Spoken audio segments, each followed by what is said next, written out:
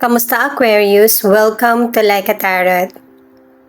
Alamin natin kung anong energy ang makukuha natin para sa mga Aquarius gamit ang mystical cards, tarot cards, at angel number mo.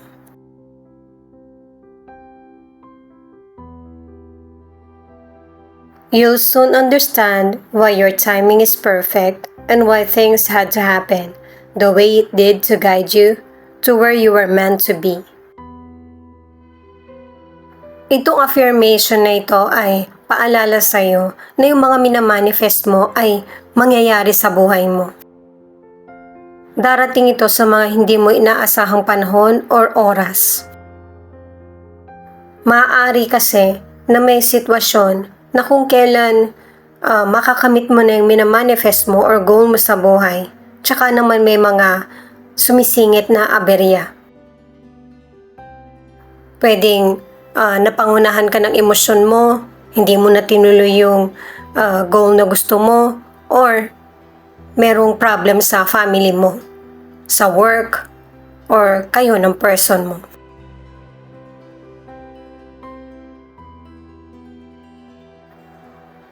Itong mga cards mo naman na ito, mas lalo ka pang nagiging wiser. Kasi may mga taong nagde-drain ng energy mo. Kaya pinipili mo kung sino yung mga taong makakapagdagdag ng kulay or saya sa buhay mo. Kasi alam mo na meron kang misyon o responsibilidad na mas dapat mong i-priority. Bukod dyan, may mga ilang Aquarius na kailangan ng healing, transformation, at saka isinasaayos mo yung sarili mo para tuluyan ka ng makatulong sa family mo o kaya sa kapwa mo. Ang wini-welcome mo na sa buhay mo ngayon ay yung freedom, yung maging masaya, malaya yung buhay mo. Paalala para sa mga bagong viewers na ang reading na ito ay timeless reading, general reading, ano man ang edad mo or gender mo, kunin mo lang kung ano yung akma sa sitwasyon mo. At saka ikaw na rin magpalit kung si person mo ba ito or ikaw. At ito ang start ng 1 week reading mo.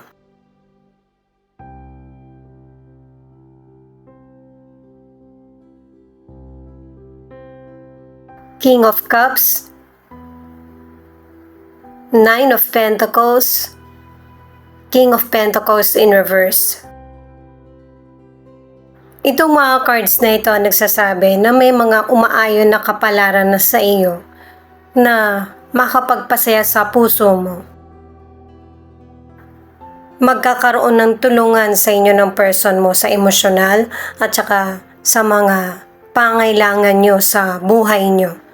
Itong person na ito pwedeng family mo, or person mo, or kaibigan mo, or katrabaho. Magiging maganda yung tulungan nyo, kumbaga teamwork. Mag-ingat din ang ilang Aquarius sa mapagpanggap. Bigyan mo ng panahon yung mga taong importante sa'yo, lalo na yung person mo. Maaari kasi na hindi siya maging tapat sa iyo. Pwedeng sa financial, sa trabaho nyo, or kahit sa love. Sa career or negosyo, positive ang ipinapakita ng mga cards. Pero katulad nga ng nabanggit kanina, meron talagang person na gustong sirain yung mga sinimulan mo. Kung member ka sa trabaho, mag-ingat ka sa mga taong nakakasalamuha mo. Pero kung ikaw yung may-ari ng negosyo or ikaw yung boss, mag-ingat ka na hindi ka lokohin lalo na sa financial. Mabilis na mawawala yung pinaghirapan mo. Para sa ilang single or nasa relationship, napaka-mature mong person. Sinisikap mo na maunawaan yung person na karelasyon mo or kausap.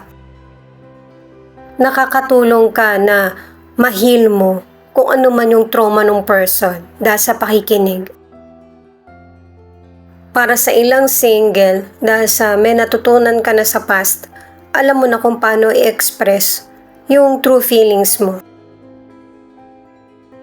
Para naman sa mga nasa relationship, ang advice ng mga cards, huwag masyadong maging mabait. Kasi yung person mo, kilala ka na niya na alam niya na pagbibigyan mo siya kapag ka nagkamali siya.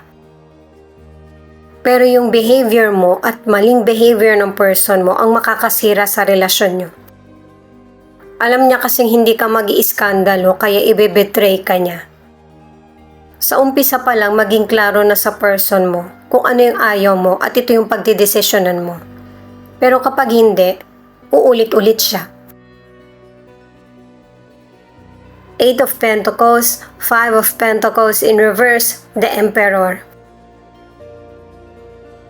Katulad ng pinakita sa mga naunang cards, kumukonekta rito na ang ilan sa inyo, yung pinaghirapan mo, mawawala. Masasayang na pakinabangan ng ibang tao.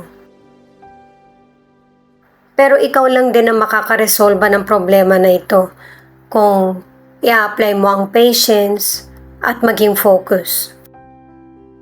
Kung ano man yung nawala sa iyo sa financial, sinasabi na agad ng mga cards kahit hindi pa yun yung topic natin, na maibabalik mo muli yung pundasyon na naitatag mo patungkol sa financial. Makakapag-save ka ulit ng money at saka hindi ka na basta-basta magtitiwala. At saka pakikinggan mo na din kung ano yung sinasabi ng kapwa mo sa iyo, kung ano yung nakakasira or nakakabuti. At saka pinapakita sa mga cards na ang totoong kalaban mo ay yung pagiging confident sa sarili or sobrang tiwala. Kampante na magiging okay ang lahat, pero kapag nasa situation ka na, dun mo malalaman na mahirap at yung taong inaasahan mo ay wala pa or tinalikuran ka. At yung ganitong trouble na naganap sa buhay mo ay magpapabago din sa behavior mo. Mas lalo ka maninindigan sa mga sasabihin mo or gustong gawin para maani mo ulit yung respeto. Para sa ilang single ay ready ka na para sa bagong kakilala or bagong relasyon. At yung paglimot mo sa nakaraan ang magiging daan para makakilala ka ng bagong potential person na yung magiging connection mo ay healthy na. Single ka man or nasa relationship, yung person, hindi siya yung sweet na person.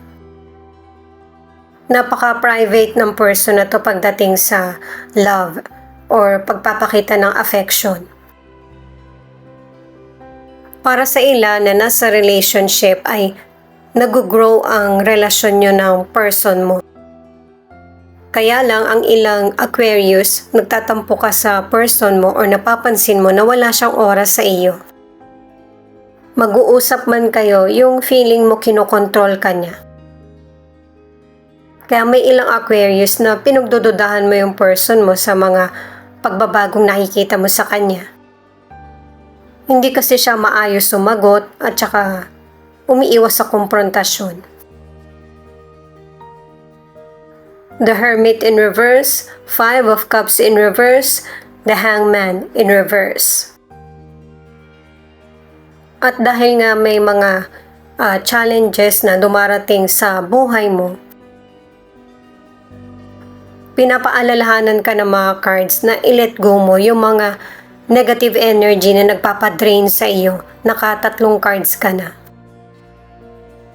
Kailangan mo magpatuloy at ito na yung tamang panahon para sa iyo. Kasi may mga blessings na napapalagpas ka na sa kakafocus mo sa mga negatibo. Yung pag-let go, hindi naman ibig sabihin ay wala nang sala yung nagkamali sa iyo. Inaalis mo lang yung sarili mo sa negatibo na para hindi ka na maapektuhan at hindi makasira sa iba pang importanteng parte ng buhay mo. Pinapakita sa mga cards na kahit medyo mabagal yung healing process mo, ay mapagtatagumpayan mo naman na makabangon muli. Para naman sa kalusugan, matinding warning ito na kailangan magkaroon ka ng time para naman sa sarili mo para hindi ka magkasakit or humina yung resistensya mo.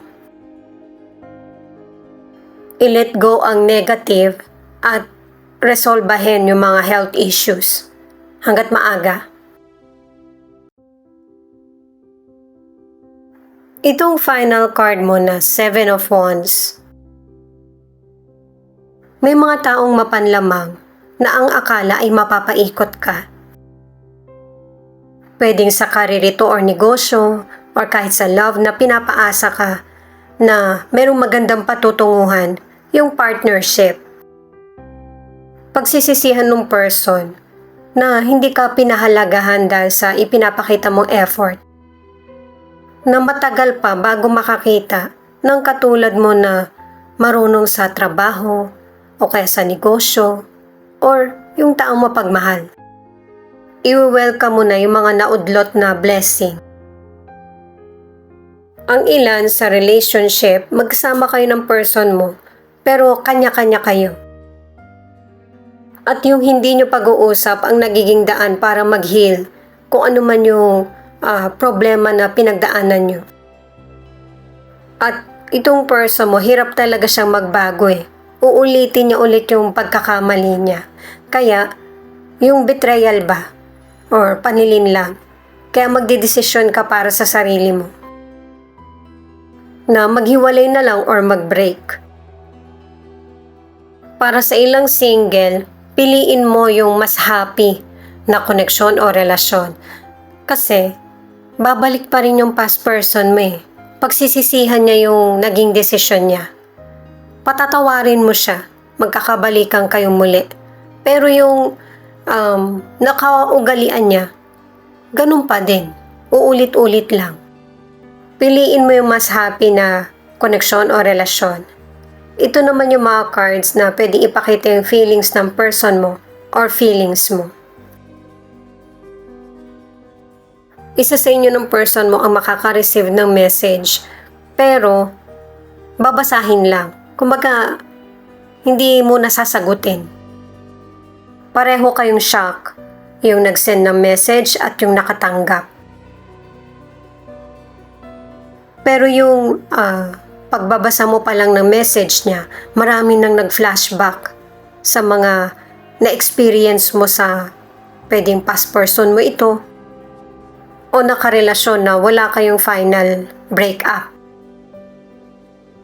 Kaya may mga umuulit na sitwasyon sa inyo ng person mo. Kailangan nyo kasing matuto sa nangyayari na unhealthy na koneksyon o relasyon. Hindi mo kailangan pekein yung feelings mo. Kapag galit ka, yun yung sabihin mo. Yung mga ayaw mo. Kaya ka nag-i-stay or bumabalik itong person na ito kasi meron kayong naging kasunduan at inuulit lang na alam ng person mo na siya yung kahinaan mo. Tatanggapin mo siya ulit. Pero itong ginagawa niya ay 50-50. Kung tatanggapin mo siya, syempre, chance niya na yon. Sinusubukan ka ng person na ito kung tatanggapin mo pa ba siya, pero buo yung isip niya na tatanggapin mo siya. Kasi itong person na ito, hindi mo maramdaman yung presensya niya nung magkasama kayo. Ipinaramdam niya rin ito sa iba, hindi mo siya deserve. Or ikaw yung mag-suffer sa mga hindi magandang nangyari sa buhay niya. Kukulitin ka ng person na ito hanggat hindi siya nagkakaroon ng klarong sagot. Pero sagot pa rin naman yung hindi mo pagsagot sa mga message or tawag na ang ibig sabihin, no. Ramdam sa mga cards na ito na malakas yung loob ng person mo. Kapag sinagot mo naman yung tawag niya, alam niya na napatawad mo na siya or kumbaga gusto mo lang makakuha ng impormasyon, yung mga ganun ba? Pero magkakabalikan din kayo, yung mga ganong kaisipan. Obvious naman sa mga cards na ang iniisip ng person na ito ay yung feelings lang niya.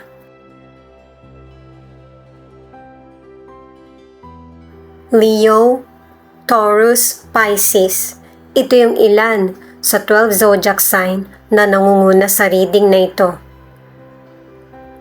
Ito nga pala yung mga letra na posibleng andito yung letra ng pangalan ng person mo or letra ng pangalan mo. K, W, Q, I, B.